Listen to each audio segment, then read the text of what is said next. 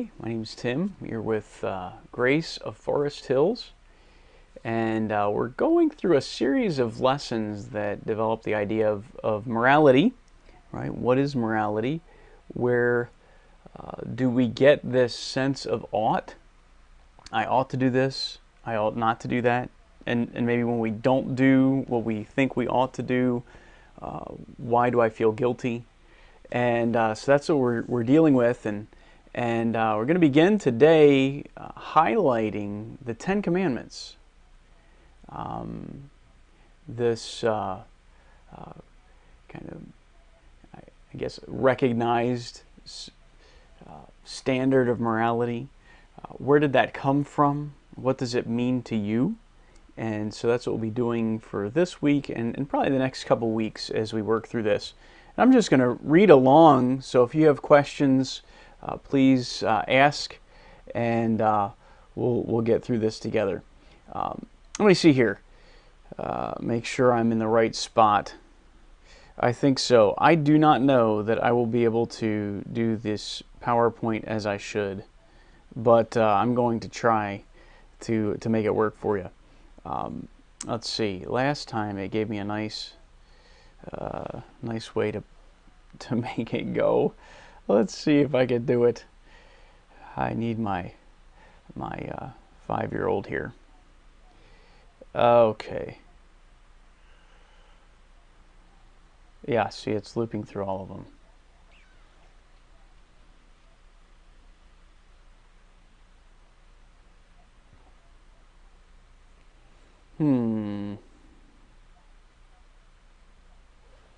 Okay. So, do you obey God? In 2003, U.S. District Court Judge Myron Thompson declared that displaying the Ten Commandments on public property is unconstitutional. He ordered Alabama Chief Justice Roy Moore to remove the grand display of the Ten Commandments from the state judicial building.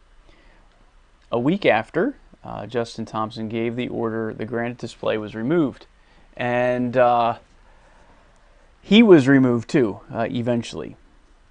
Moore was. The Court of Judiciary also reprimanded and removed Justice Roy Moore for refusing to remove this 2.6-ton monument from the Alabama State Court building.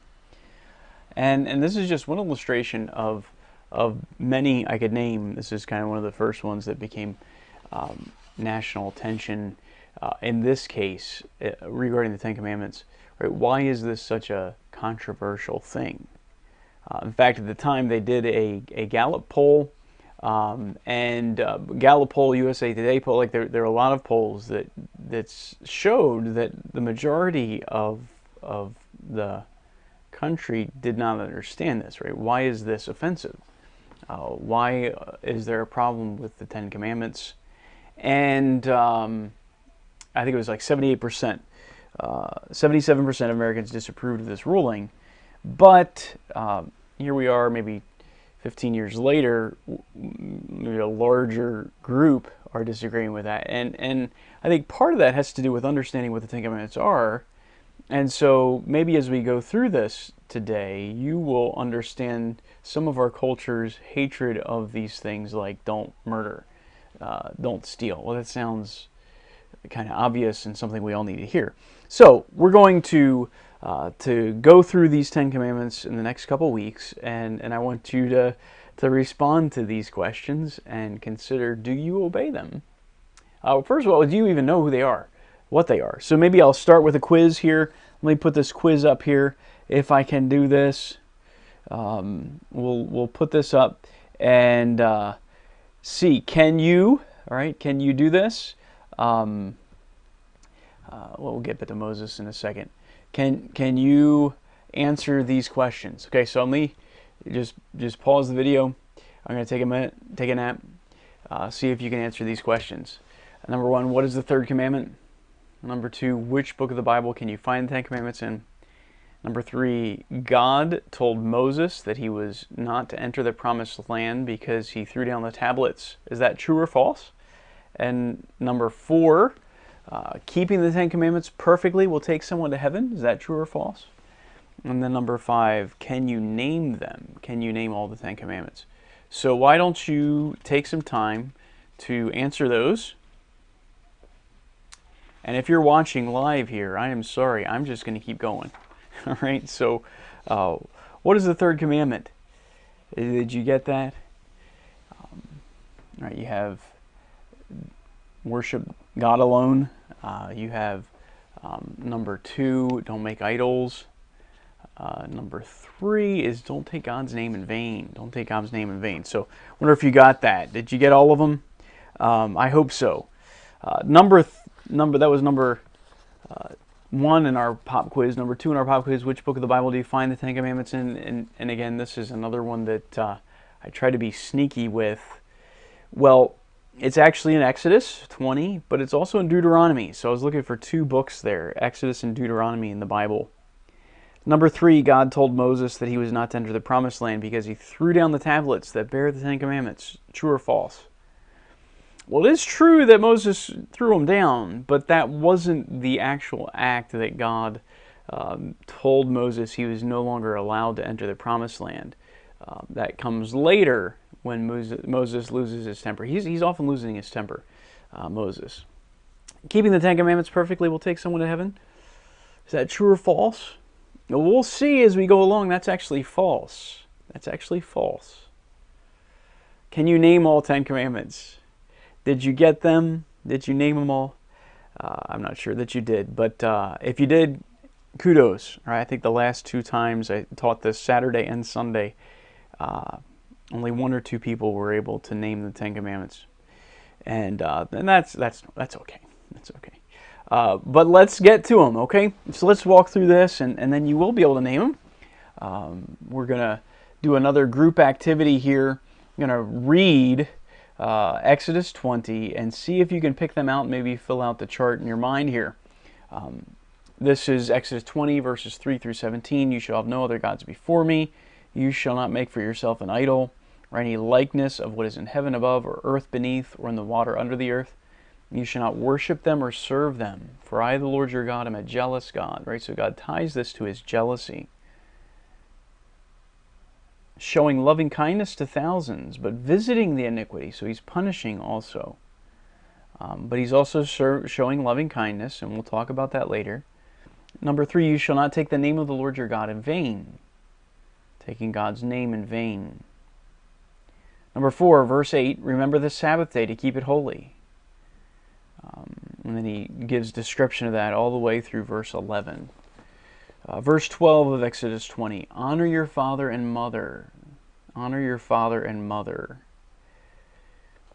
Verse 13, you shall not murder. Verse 14, you shall not commit adultery. Verse 15, you shall not steal. Verse 16, you shall not bear false witness against your neighbor. You shall not covet. Verse 17, coveting. Desiring something that's not yours. So we'll get to that here in a little bit. Just interesting, right? These things do not covet. So let's continue on here. You may have listed these things when I asked you. Maybe not. Let me kind of summarize them for you. 1, hold nothing more important than the Lord. 2, make no idols. 3, do not take the name of the Lord in vain. 4, keep the Sabbath day. 5, honor your parents.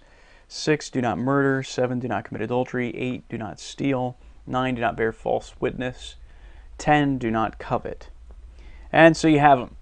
But let's explain them, okay? Let's take a little bit of time with each one of these, and we will feel together what they were intended to do, which is to highlight a need in our life and give us even a motivation, a conviction to find that solution.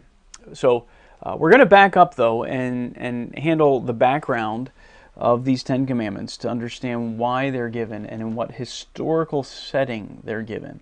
And this will help you understand more each one as we understand what the background is. Maybe the only thing that you remember about the 10 Commandments is the Often this comes around Easter. They put it on television, but Charlton Heston, I guess during Passover, Charlton Heston's Moses, right? And so we see that.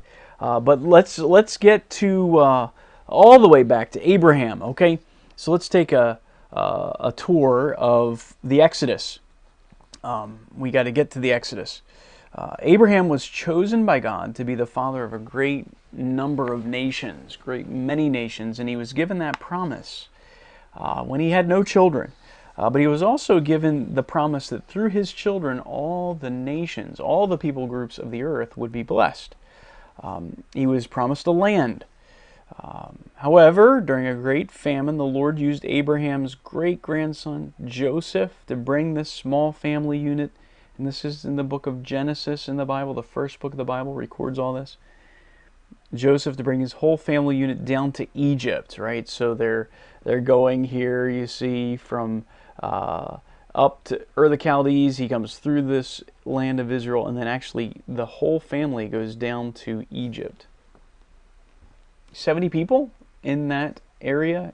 430 years later, there are millions of people, right? So Abraham, the person that God gives all of these promises to, Abraham, Isaac, then Jacob, is the first one named Israel. He has these 12 kiddos, and one of those, 12 tribes of Israel, one of those is Joseph, and God uses Joseph, brings him down to Egypt.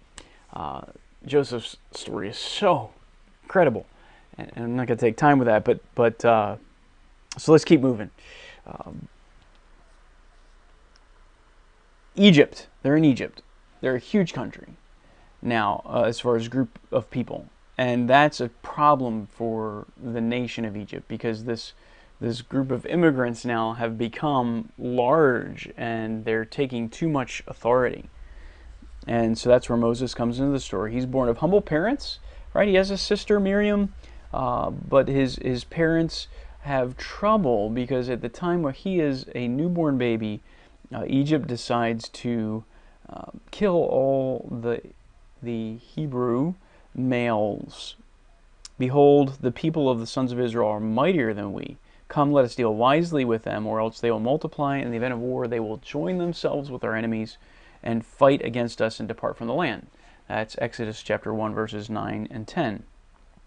So they do. They begin to kill all the Jewish children, the male children, and Moses is born with a price on his head.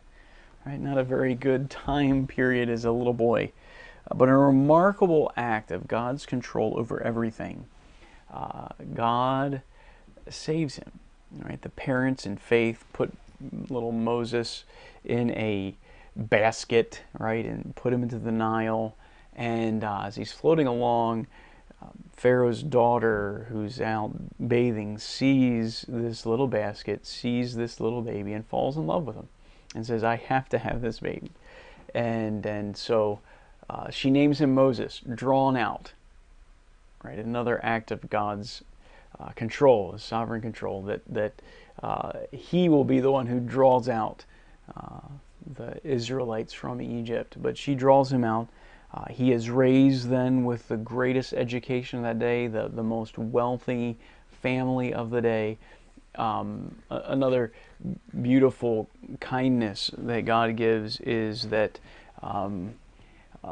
little Miriam followed Moses down the river and sees what happens and approaches Pharaoh's daughter and says, "Well, I know someone who can help raise the child." And so she introduces actually the mother, Moses' mother, and he's able to be in the home, in his home for the first years of his life, and then raised in Egypt, and then tries to be a champion, but is met with resistance, is kicked out of Pharaoh's household, and for 40 years he's trained in the wilderness, in the desert, knowing how to shepherd in the wilderness for 40 years. So he learns leadership skills, no doubt, in Pharaoh's court, learns shepherding skills in God's court in the wilderness.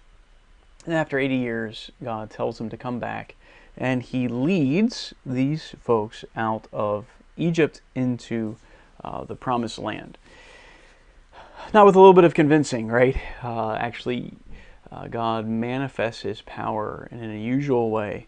And He often does this. These amazing miraculous events in history often correspond with a time of divine revelation, a writing from the hand of God. God will authenticate that through the miraculous. And so we see that here with the Pentateuch being delivered. There's unmistakable national miraculous events happening. Same thing happens as Jesus comes on the scene, the one who's greater than Moses, and that Moses is a type of, in the sense that even in Moses' writing he says, there will be a prophet like me that you will follow. And Jesus is the one that we are able to obey, and that gets really to the heart of our lesson. So put that as a magnet on the refrigerator of your mind, and we'll come back to it. But let's keep going here. So that's the background. And I'll just read, right, as they come out of Egypt. This is kind of their time in Egypt. They're growing in numbers to be a nation, and as they come back into the promised land, you have another fulfillment of not just the nation, but now of the land being given to them. And this that we're discovering is this law is actually the constitution that's being given to these people. And so a nation needs a order of law, a constitution. And so when we look at the Ten Commandments, it's actually part of that order of law, specifically given between a sovereign and his subjects. The sovereign is God Himself, and the subjects would be the people of Israel in that land in that day. Let me read to you the giving of that law. This would be, actually I'm going to read the one in Deuteronomy. Exodus is kind of the record of God actually giving that on Mount Sinai. As you see, as they're coming out of Egypt there, come into the middle of the peace sign at Mount Sinai. And then they spend 40 years wandering in the wilderness, and Moses is able to use his shepherding skills because of disobedience. But then as they get ready to enter the land, toward the end of Moses' life, so 40 years he spent in the palace, 40 years in the wilderness as a shepherd, and then 40 years leading these folks, 120 years is kind of the end of his life. He gives this final sermon to Israel. That's Deuteronomy. And here's a section from that sermon. Reminding them of the giving of this law. Remember the day you stood before the Lord your God at Horeb. This is Deuteronomy 4:10. When the Lord said to me, assemble the people to me, that I may let them hear my words, so that they learn to fear me all the days they live on the earth, and that they may teach their children. You came near and stood at the foot of the mountain. The mountain burned with fire to the very heart of the heavens, darkness, cloud, and thick gloom. Then the Lord spoke to you from the midst of the fire. You heard the sound of words, but you saw no form, only a voice. So He declared to you His covenant which He commanded you to perform, that is, the 10 Commandments. And He wrote them on 2 tablets of stone. The Lord commanded me at that time to teach you statutes and judgments, that you might perform them in the land where you are going over to possess. All right, so there's these statutes and judgments in the 10 Commandments, and it's kind of like a little different there. These 10 Commandments, the statutes and judgments, the 10 Commandments are on this moral tablet, in these 2 tablets of stone. And then they're going into the land, and this is going to work as a covenant between them. So let's see if you were paying attention here. I have 4 questions that we'll look at that go through those verses. Were you paying attention? Number 1, how would you describe the environment or aura surrounding that giving of the law? As we read Moses' reminding of it, if you're going to give some adjectives describing the aura, the atmosphere of that giving of the law, what would be some things that come to your mind? Adjectives, where you can write them on there. I'm thinking terrifying. I'm thinking fearful, right? And you see fire, right? The mountain is burning, darkness, cloud, thick gloom, and this great voice as he's declaring his strength, his power, his authority. So who actually wrote the Ten Commandments, number 2? It wasn't Moses, was it? Who actually wrote them? It's fascinating here. He says the hand of God, that God wrote them. Number 3, how are the Ten Commandments described? At the beginning of verse 13 there, he describes them in a specific way. He says, he declared to you his blank, that is the Ten Commandments, his covenant. So this is actually a covenant, a promissory agreement between a sovereign and his subjects. And then that's the people of Israel at that time. Who are the parties in the covenant? I just shared that, between God and Israel. And so the strictest sense of these commands are between Aaron and Moses and their children's children and God in this theocracy. You and I live in a different land, most likely, under a different constitution. So when I do something in here, I probably won't get a ticket in the mail that says, Tim, you coveted this or that, and therefore you have a $50 fine. Right. So in that sense, we'll see that we're free from the law as those under grace. And we'll get to that in a little bit.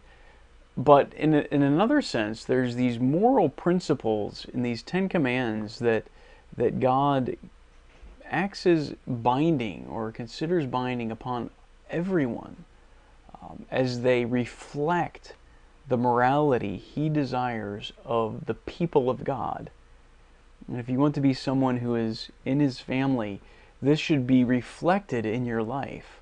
And so that's the sense in which we will see these moral obligations as binding upon us. So, let me ask you, do you think you've kept them all? Do you think you've kept all of the 10 Commandments? If you have, then just give me a second, because we're going to go through each one of these, okay? So let's take a minute to explain each one of these 10 Commandments. You could think of the first 4 as horizontal, between yourself and God, and the final 6 as, the first 4 is vertical, right? Your jumping is vertical. The first 4 is between you and God. And then the last 6 is horizontal, between you and your neighbors and others that you know. So the first 4 here all have to do with your relationship with God. Number 1, hold nothing as more important than the Lord. You shall have no other gods before me. You shall have no other gods before me. Before we look at this command more specifically, we could get a general idea of its meaning by following through a simple exercise. Write down the top 6 most important items or people in your life, ordered in priority from 1 to 6. So if you were to list the top 6 items in order of most important, just think that. Most important to me. Number 1, number 2, number 3, number 4, number 5, number 6. If you need to, you can pause this and list those out. What would be number 1? Let me keep going here. What is on line 1? Did you think to include God on number 1 of this list? If you did not, then you're breaking this commandment every moment of every day, that it's not number 1, that He is not number 1. If you included Him but listed anything above Him, that item or person is an idol. This commandment is all-encompassing. It really gets to the heart of our heart. We should have no other gods before the Lord. Nothing should be more preeminent in our life than Him. Let's go a little deeper. You may have known what to put because of the topic on number one of that slide. But be honest with yourself. Consider whether there are times in your life where someone or something else is number one.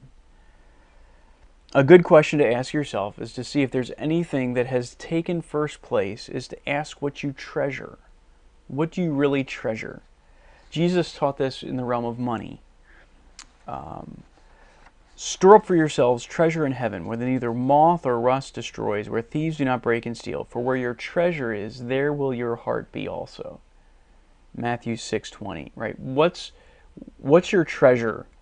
And you can even just look at your bank account and see where your heart is.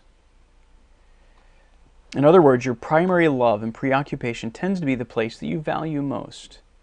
It's a good principle. On what do you spend your resources other than God? Not just the resources of money, though. Let's get even deeper than that. Your time, your attention. On any given day, would you say you spend more time thinking about giving your attention to the Lord or something else?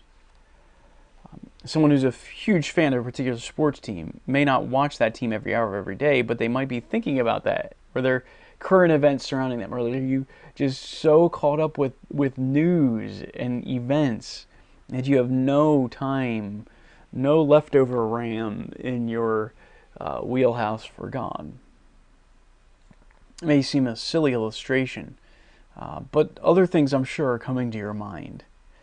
Famous hymn writer John Newton often thought that perhaps he loved his wife to the point that he placed her above his affection for the Lord. And that's a normal place of affection that can wrestle in our attention for God. Other things could be children, career, self-interest, friends, approval, financial well-being, health, entertainments, enjoyments. Right? It's not only bad things. Ask yourself the following searching question to determine if you have any item that has become an idol. If the Lord wanted you to give up this item, this person, would you be willing to do it for Him? If the Lord took this item from me, how would I respond? If we're honest, we would all have to admit that there is something that at times in our life becomes the all-encompassing priority that we are valuing most, that we are honoring most in our life. And we'll have to admit that I need to confess this as sin, repent of it, and find forgiveness. And where do you find that forgiveness? And that's where we're headed with all of these. It can't be that God just sweeps this under the rug and forgets it. No, this is idolatry. Right? This is very important. Let's go to number 2. Make no idols. You should not make for yourself an idol. Right? So now this is the idea of God being one, but then we may fashion things that we want and express more veneration for than God. Make not to yourself any idol, any likeness of what is in heaven above, or on earth beneath, or the water under the earth. You shall not worship them or serve them, for I, the Lord your God, am a jealous God, visiting the iniquity of the fathers on the children, on the third and fourth generation of those who hate me, showing loving kindness to thousands, to those who love me and keep my commandments. Exodus 20. No one would say they've broken the first commandment. No one would say that they have not broken the first commandment at some point in their life. But what about the second one? Let's take a little closer look. Maybe you're not fashioning an idol, and maybe you are. Maybe there is, right, many faiths like Buddhism, this is common, or Hinduism. But maybe you don't have that, something in your back room that you're bowing down to. However, there may be something you're treasuring in much the same way. Any item of our possessions can become that we can venerate or show more honor to than the Lord. That image would be an idol. Maybe your house, your car, the appearance of your body. All of these things can sneak in that way.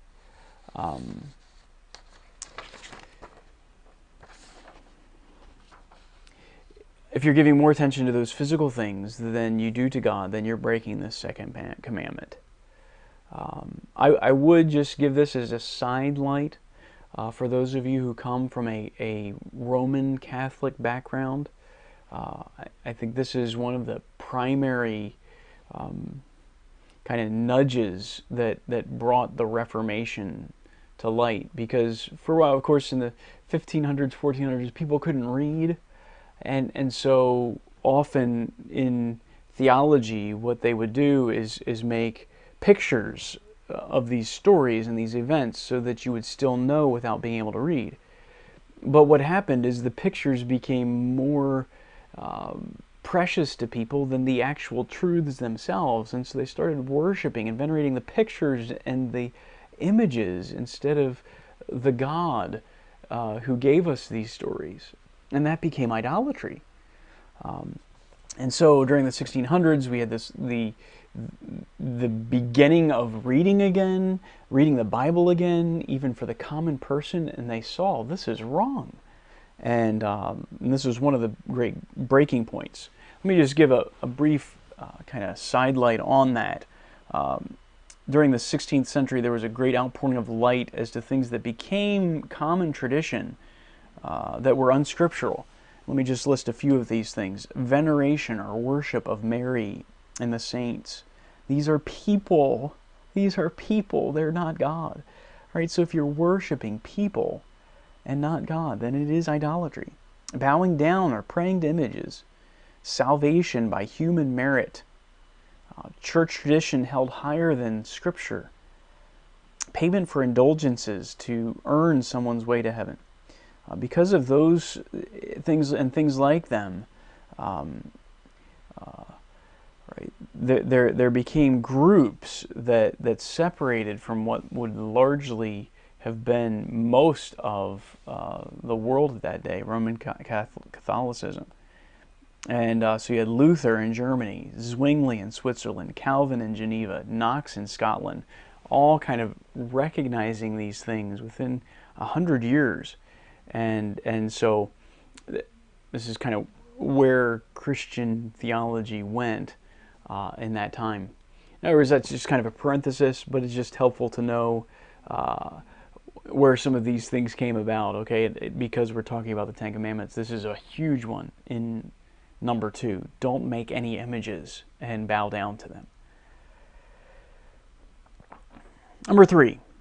So 1, honor and reverence God alone. 2, don't make any image that would represent God and venerate or bow down to that. Number 3, don't take God's name in vain. Just sharing this with a dear friend and who was just now being exposed to Christianity, and this really kind of shocked her to think that this was wrong. Unfortunately, this third command is one that is broken every day by people without the slightest tinge of conscience, because they haven't been exposed to the Ten Commandments. We shouldn't use God's name flippantly or lightly. Jesus' name, even the name God, God of the Bible. People say this to express shock or disgust, or even just flippantly to fill their language, right? This is the third commandment, is forbidding this. To take God's name lightly or flippantly. It is the God of the Bible. It is His Son, and we are to respect Him, and we respect His name as we respect Him. We should esteem His name. You might wonder why this is in the Ten Commandments, and it is this is the principle. When we lightly esteem someone's name, we lightly esteem Him. If you used someone's mom as a curse word, their name as a feeling of disgust, that offends you. When someone uses God's name as a disgust or flippantly, it offends God. His name encapsulates who He is. So let me ask you, have you ever used Jesus' name in a flippant way? Have you ever used His name to express disgust or shock? That is taking His name lightly, and that is breaking one of the Ten Commands. And as you do that, that means you've broken all of them. And these commands are like links in a chain. And when you break one, you've broken them all. You've broken the 10 Commandments by even breaking this one. And if you're watching this, you've probably broken these today. And so that leads us to the conclusion that we are guilty in God's court.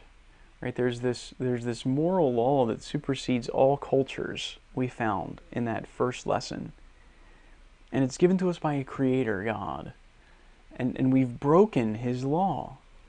What are we going to do about that? What has he done about that? Has he just left us guilty with no solution? We will find that he has not.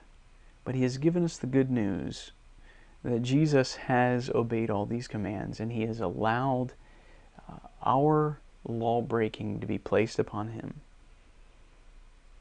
His perfection to be in our account, that we might be made the righteousness of God, a right standing before God based on Jesus. So you need to come to Jesus today and ask for that forgiveness because of this law breaking, because you are guilty before a holy God for breaking these commands.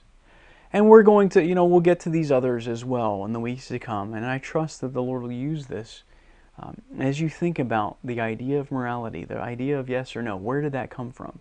The idea of God who has spoken to us and has authenticated these commands with these miraculous things of the past, historical events. And I'm guilty before him. And he has borne that guilt for me in Jesus and has offered to me this gift of eternal life through Jesus. We were just studying this Sunday here at the office, Saturday, and someone recognized the need and then called upon the name of the Lord for salvation, for forgiveness. And God did forgive her for all past, present, and future sins based not on the fact that she was finally good, but based on the fact that Jesus is perfectly good and offers you that goodness. So receive him today. Let me encourage you to do that. And if you don't sense that still, please keep watching the lessons. If you have questions for me, please let me know, tim@nycgrace.org. And if you'd like to set up a time where we can pray together, that would be fine too. Reach out to me and we can, if you have questions about it, you say, hey, well, what about this? What about that? What about the other thing? Then let me know as well and be happy to answer the questions you might have. But thank you for joining us today.